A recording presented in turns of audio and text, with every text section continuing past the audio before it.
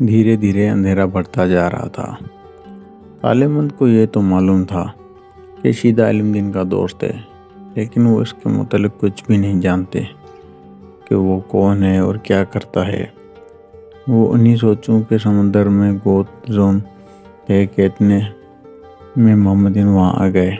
उन्होंने जो ही अपने वालिद को परेशान हाल देखा तो उसका सबब दरियाफ्त किया। तो तालेमंद ने उनसे शीदे के बारे में दरियाफ्त किया। कौन शीदा? इल्मुद्दीन का दोस्त। हाँ, वही। वो कौन है और क्या करता है? तालेमंद ने तस्दीक करते हुए पूछा।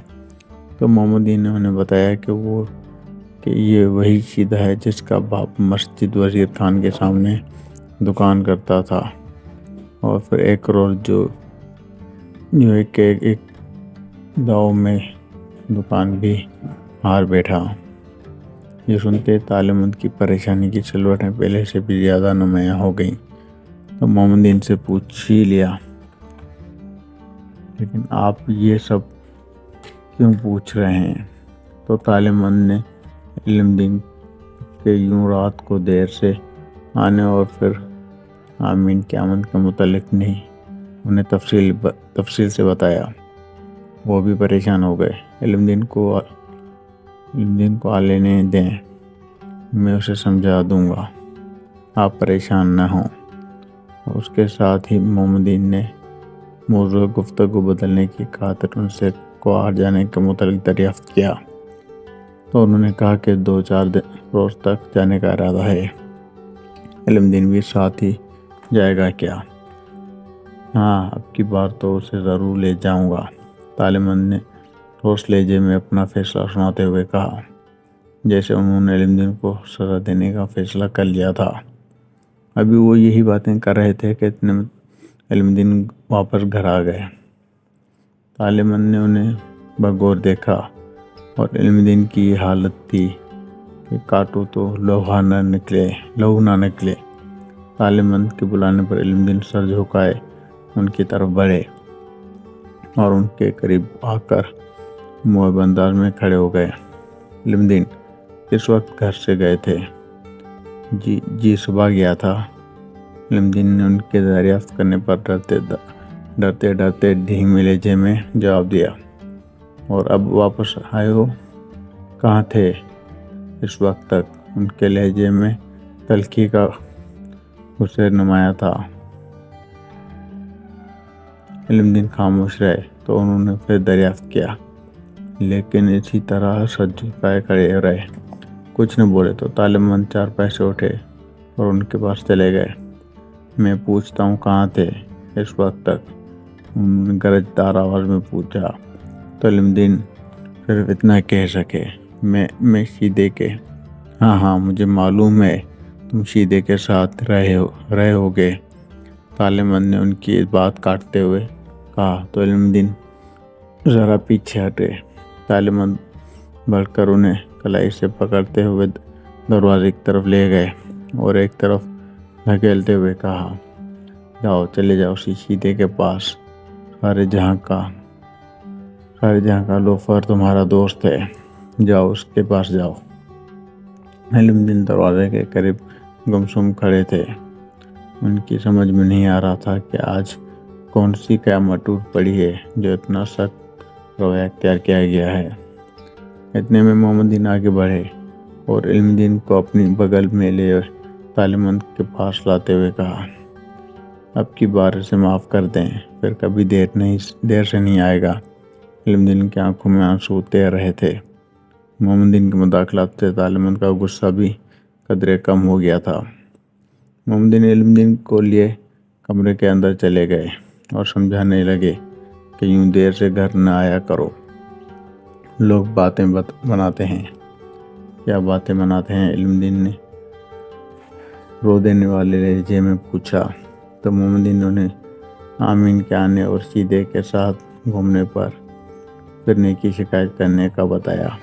और फिर मोहम्मदीन उनको लिए खाना ले आए और खाना खा चुके तो मोहम्मदीन अपने कमरे में चले गए। अगले रोज़ इल्मुद्दीन मुँह अंधेरे ही उठे اور بنا کچھ کھائے پیے اپنے اوزار سنبھالے اور چلے گئے۔ غروب آفتاب کے وقت جب علم دین واپس آئے تو تعلیم بندیوں نے اپنے سینے سے لگا لیا اور پھر اپنے ساتھ بٹھا کر کھانا کھایا۔ رات دیر گئے تک وہ بیٹھے باتیں کرتے رہے۔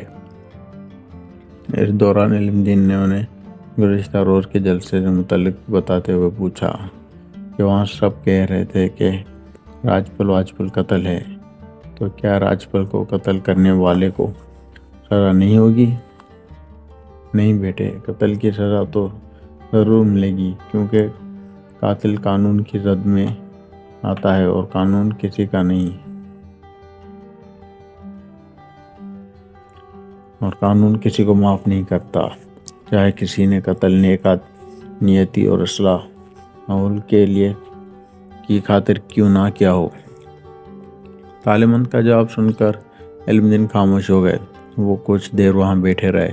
اس دوران محمدین بھی آ گئے تو تعلیم بندیوں نے بتایا کہ ہم 2-4 روز تک واپس کوہاٹ چلے جائیں گے، اور واپسی پر علم دین کا گھر بھی آباد ہو جائے گا۔ یہ سن کر علم دین اٹھ کر اپنے کمرے میں چلے گئے اور باپ بیٹے بہت دیر تک بیٹھے باتیں کرتے رہے۔ علم دین بہت تھکے ہوئے تھے، جلدی سو گئے۔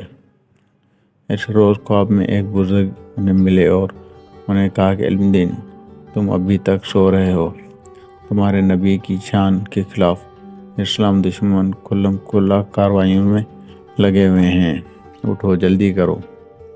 علم دین ہڑبڑا کر بیٹھے۔ رات آدھی سے زیادہ بیت چکی تھی۔ ان کا تمام جسم پسینے میں سرابور تھا۔ اس کے بعد ان کی آنکھ نہ لگی۔ وہ منہ اندھیرے ہی میں اٹھے اور اپنے اوزار سنبھالے اور گھر سے چلے گئے۔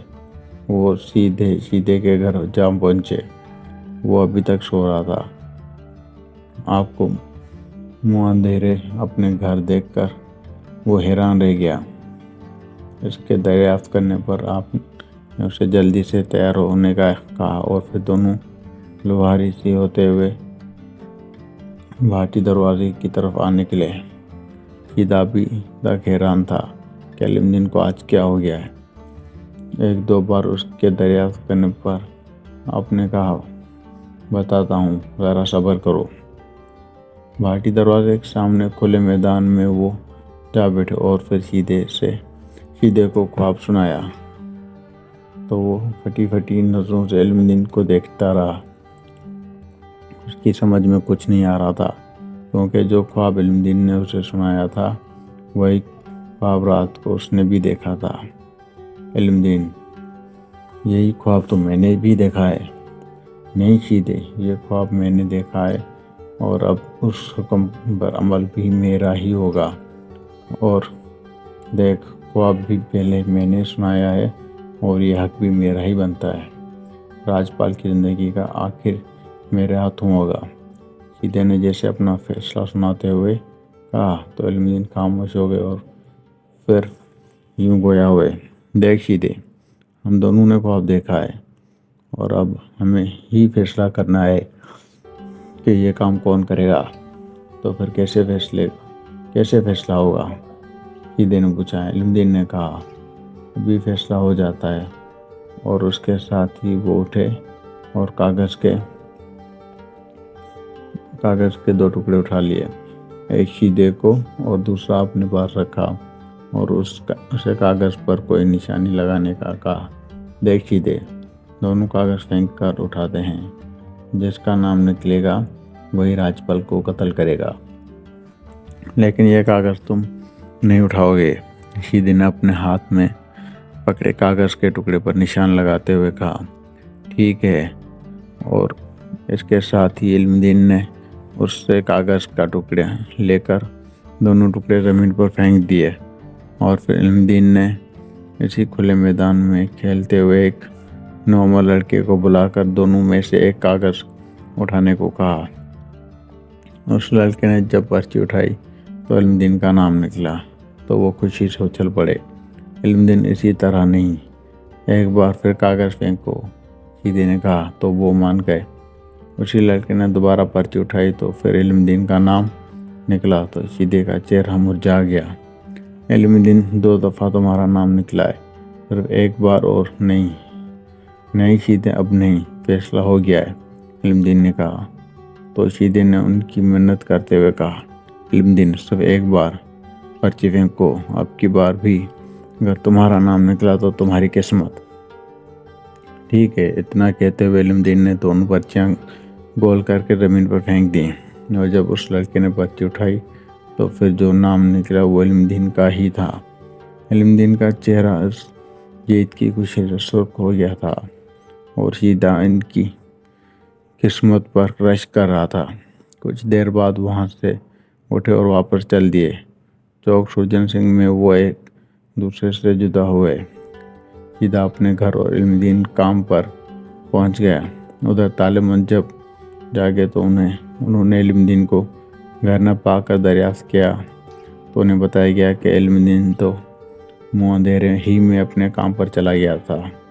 تو وہ سوچنے لگے کہ آخر اتنی جلدی جانے کی کیا بھی ضرورت تھی۔ تو وہ سوچ بھی نہیں سکتے تھے کہ علم دین راجپال کو قتل کرنے کا منصوبہ بنا رہا ہوگا۔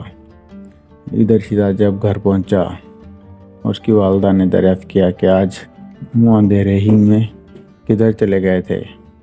تو اس نے جواب دیا کہ علم دین کو میرے ایک جاننے والے نے کام کرنے کا کہا تھا، اسے گھر معلوم نہیں تھا، اس لیے اسے وہاں تک چھوڑنے گیا تھا۔